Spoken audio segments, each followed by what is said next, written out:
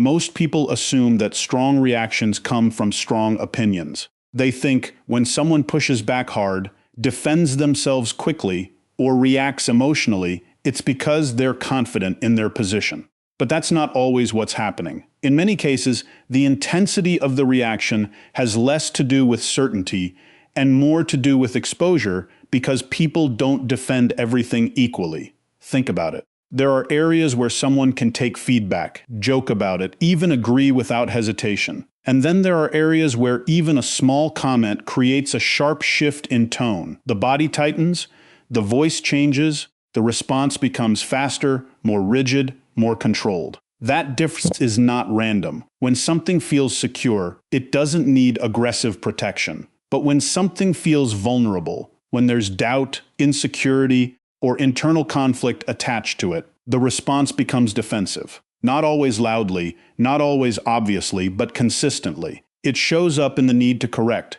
to justify, to explain more than necessary. And this is where most people miss the signal. They focus on the content of the response instead of the intensity of it. They listen to the words, but they don't observe the delivery. But the delivery is where the information is. The speed, the tension, the urgency, those are the indicators. For example, if a simple observation triggers a long explanation, that's data. If a minor disagreement leads to immediate pushback, that's data. If someone feels the need to prove something in situations where proof wasn't required, that's data. Because the behavior is revealing something the words are trying to control. Now, here's the important distinction. This isn't about judging someone or labeling them. It's about recognizing patterns. Everyone has areas they're sensitive about. Everyone has something they protect more than necessary. The difference is whether you notice it or not. And once you start noticing it, you'll see that it's consistent. It's not just one moment. It's a pattern across situations. The same topics, the same type of feedback, the same kind of reactions. And consistency is what turns a moment into a signal. Another thing to pay attention to is how quickly the defense appears. When someone feels secure, they usually process first, then respond. There's a moment of consideration. But when something is sensitive, the response often comes immediately. There's no pause, no evaluation, just reaction. That immediacy is important because it shows that the response is not fully controlled. It's automatic. And automatic behavior is where the real information lives, because it bypasses the filters people usually use to manage how they're perceived. It's closer to what they actually feel, not what they want to present. So instead of focusing on what someone is saying, shift your attention to how they're protecting it. What are they quick to defend? What do they justify more than necessary? Where does their tone change without a clear reason? Because people will often tell you what they believe, but their behavior will show you what they're unsure about. And if you pay attention to what someone protects the most, you'll start to understand what feels the most exposed. Most people believe what someone says is the clearest indicator of who they are. If the words sound right, if the message is consistent, they assume the behavior will follow. But in reality, words are often the easiest part to control. They're chosen, adjusted, and presented in a way that fits how someone wants to be seen. Behavior is different. It's harder to manage over time, especially when situations change. And that's where the gap starts to appear. Not always in obvious ways, but in small, repeated inconsistencies. Someone talks about honesty, but avoids direct answers when it matters. Someone claims confidence, but hesitates in situations that require it. Someone presents themselves as calm, but reacts sharply under minor pressure. These differences don't always stand out in isolation, but over time, they form a pattern. Now here's the key point. Inconsistency doesn't automatically mean deception. It often points to internal conflict, a difference between who someone wants to be and what they actually feel. And when that conflict exists, it shows up in behavior before it's ever acknowledged in words. Because maintaining a consistent image requires alignment. Your beliefs, your emotions, and your actions all need to match. But when there's a disconnect, when someone is trying to present one version of themselves while internally experiencing something else, that alignment breaks. And when alignment breaks, behavior starts to leak information. This is why observation matters more than explanation. People can explain anything. They can justify, reframe, and rationalize their actions in ways that sound convincing. But behavior doesn't rely on explanation. It simply repeats.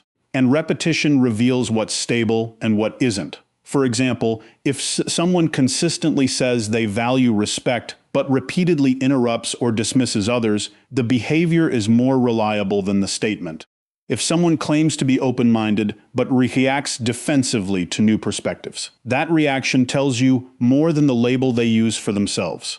The gap between words and actions is where the real insight is. And the size of that gap matters. All small inconsistencies happen to everyone. They are part of being human. But when the gap is consistent and predictable, it points to something deeper. It suggests that the person is managing an image rather than expressing a fully aligned identity. Now here's where it becomes useful. Instead of taking statements at face value, you start comparing them to behavior over time. Not once, not twice, but across different situations. Do the actions support the words when it's easy? Do they still support them when it's inconvenient? Do they hold under pressure? Because pressure is what exposes alignment. When conditions are controlled, people can maintain almost any image. But when something unexpected happens, when there's stress, time pressure, or emotional intensity, the ability to maintain that image weakens. And what shows up in those moments is often closer to what's actually there. So instead of focusing on what someone claims, focus on what remains consistent when control is reduced. That's where the real pattern is. That's where you see whether the words are supported or simply presented. And once you start noticing these gaps, you'll realize they're not random. They appear around specific themes, areas where the person feels uncertain, conflicted, or exposed. The inconsistency isn't the problem, it's the signal, because when someone's words and behavior don't align, it doesn't just show you what they're presenting, it shows you what they're trying to manage. Most people pay attention to what's present in a conversation, the topics that come up, the stories that get shared, the opinions that are expressed. But just as much information exists in what doesn't show up at all. The subjects that get skipped, the questions that get redirected, the situations that are consistently avoided.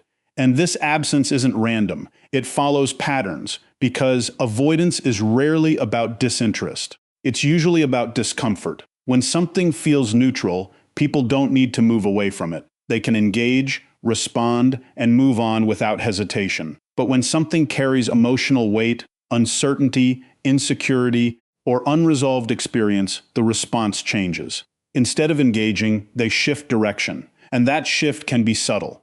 It's not always a direct refusal. More often, it's a redirection. You bring up a topic, and instead of addressing it, they answer something slightly different. They give a surface-level response and move on quickly.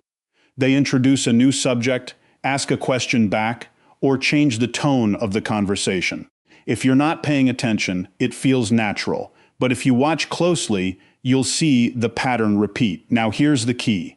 The consistency of that pattern matters more than any single moment.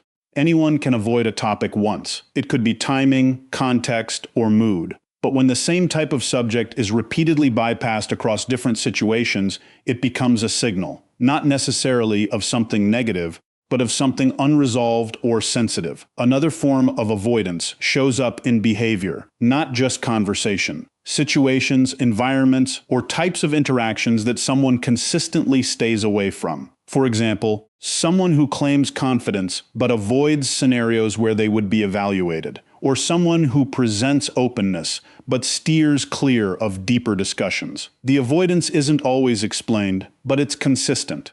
And here's where most people misunderstand what they're seeing. They interpret avoidance as preference. That's just not their thing. Sometimes that's true. But when avoidance is tied to specific emotional reactions, hesitation, tension, quick disengagement, it's more than preference. It's protection, because avoiding something removes the need to confront it. It keeps the situation controlled. It prevents exposure. And from a behavioral standpoint, that makes sense. If something feels uncertain or uncomfortable, the easiest way to manage it is to not engage with it at all. But the act of avoiding creates a pattern that can be observed. It shows where someone is directing their attention and where they're deliberately not directing it. And over time, those gaps become just as informative as the content that's present. Now, this doesn't mean pushing into those areas or forcing conversations. That usually creates resistance and reduces clarity. The goal isn't to confront, it's to understand. To recognize that what's being avoided has meaning, even if it's not being expressed directly. So instead of focusing only on what someone shares, start noticing what they consistently move away from. What topics don't stay in the conversation? What situations don't get entered? What questions don't get answered fully? Because people will often guide you toward what they're comfortable showing, but their avoidance will guide you toward what they're not ready to reveal. Most people think validation is just a normal part of interaction. Compliments, likes, approval, these things feel good, and there's nothing inherently wrong with that. But when the need for validation becomes frequent, noticeable, and consistent across different situations, it stops being just a preference. It starts becoming a pattern. And patterns are where the real information is. Because there's a difference between appreciating recognition and depending on it. When someone is internally stable, validation is optional. It's received, acknowledged, and then let go. It doesn't control behavior. But when someone is uncertain about themselves, validation becomes something they actively seek. Not once, not occasionally, but repeatedly. And this doesn't always show up in obvious ways. It's not always direct requests for approval. More often, it's indirect. It's in how someone frames their statements, how often they check reactions, how they adjust their tone based on feedback. It's the subtle shift in behavior when attention is present versus when it's not. For example, someone might present an idea and immediately look for a response, not just listening, but scanning for agreement. Or they might share something and quickly add justification, as if preparing to defend it before any challenge even appears. These small additions don't seem significant on their own, but when they repeat, they form a pattern of seeking confirmation. Now here's the key point. The intensity of the need matters. Occasional validation seeking is normal. But when it becomes consistent, when someone relies on external reactions to stabilize their internal state, it becomes more revealing. Because it suggests that the confidence they present isn't fully self-generated. It's supported from the outside. And when support comes from the outside, it requires maintenance. That's why behavior starts to adjust. People begin to shape what they say and how they act based on what gets the best response.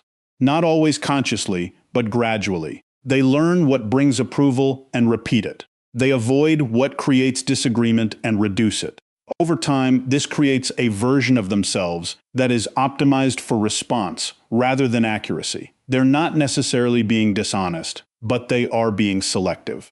And that selectivity is guided by what keeps the validation coming. Another important signal is how someone reacts when validation isn't given. When a comment doesn't get a response, when an idea isn't immediately supported, when attention shifts elsewhere, what happens then? Do they stay consistent, or does their behavior change? Do they repeat the statement, escalate it, or withdraw? These reactions are important because they show dependency. When someone is stable internally, the absence of validation doesn't create urgency. But when someone depends on it, even a small lack of response can trigger adjustment. Now, this isn't about judging someone or labeling them. It's about understanding what drives behavior. Everyone seeks validation to some degree. The difference is whether it's a supplement or a requirement. And when it becomes a requirement, it starts to influence decisions, communication, and identity in subtle ways. It shapes what gets expressed and what gets held back. It determines how someone presents themselves in different environments. So instead of focusing on what someone is asking for directly, look at how often they look for confirmation, how quickly they adjust based on reactions, and how they respond when that reaction isn't there.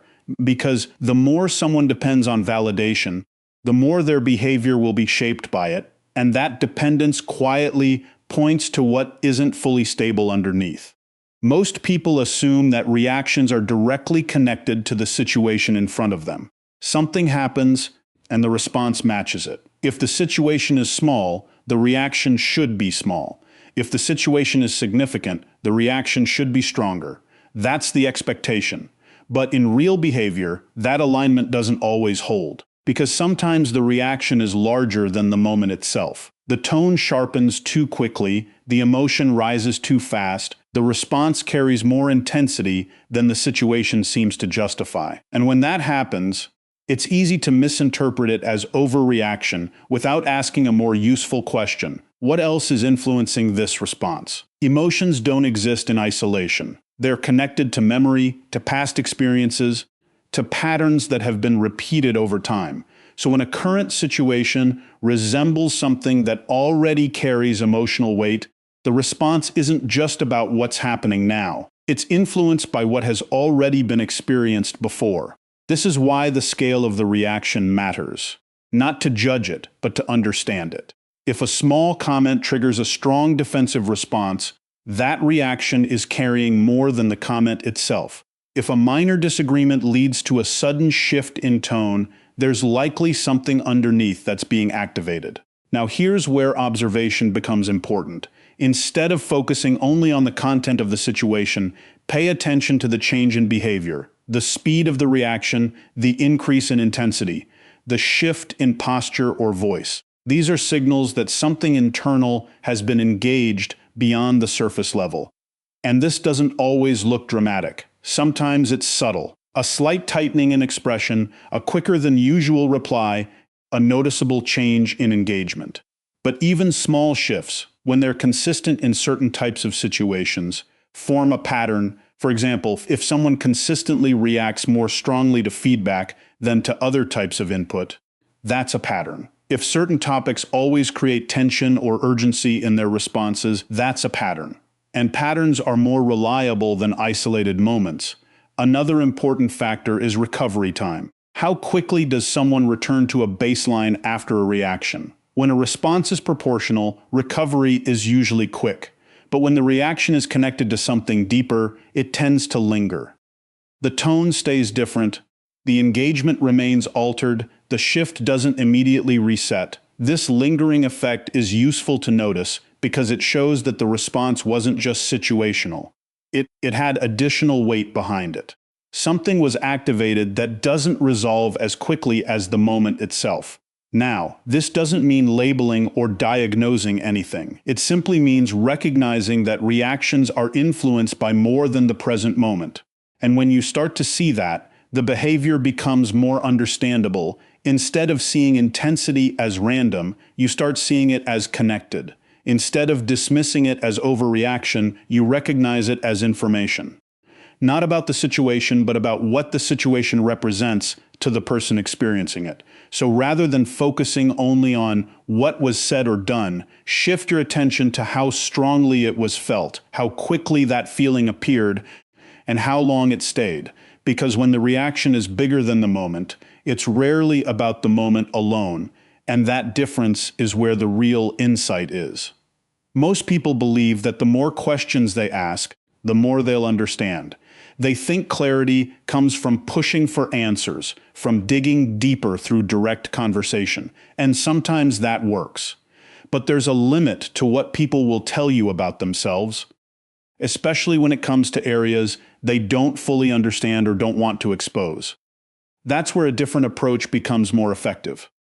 Not adding more pressure, but removing it, because when you stop probing, something changes in the interaction. The dynamic shifts from response to behavior. Instead of carefully constructed answers, you start seeing unfiltered patterns. People relax their guard when they don't feel examined. They stop managing every detail of what they say. And in that space, consistency or inconsistency becomes easier to detect. Silence, in this context, isn't passive. It's strategic. It creates room.